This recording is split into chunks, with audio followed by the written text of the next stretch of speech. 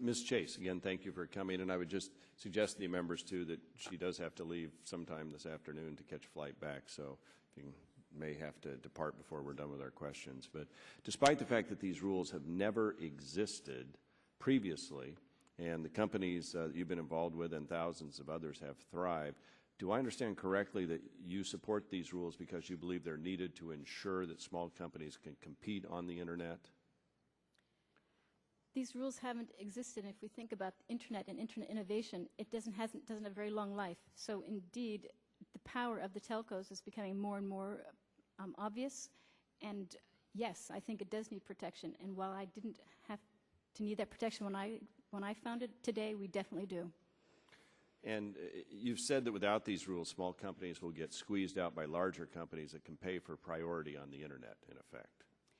It's correct? priority. It's also classifying what constitutes the Internet. And if we don't have a definition at the FCC, the telecommunications companies can decide what access actually looks like. So I think I could be separated from my market as well. And the FCC order itself has said this is not going on today.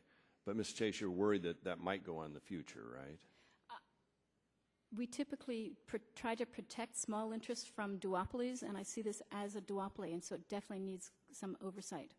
So would you be worried if web companies like Google charge websites for prioritized placement on the Internet?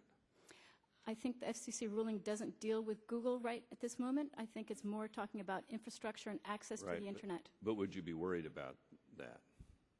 Are you concerned about that? Because somewhere on the end of the pipe, somebody's prioritizing, right? Yes, I could become worried about that.